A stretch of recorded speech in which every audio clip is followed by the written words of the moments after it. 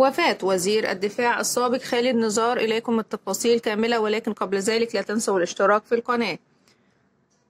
الجزائر تعلن وفاة وزير الدفاع الأسبق اللواء المتقاعد خالد نزار، والرئيس الجزائري عبد المجيد تبون يتقدم بالعزاء إلى الجيش وإلى عائلته، حيث أعلنت الجزائر مساء اليوم الجمعة وفاة وزير الدفاع الأسبق اللواء المتقاعد خالد نزار.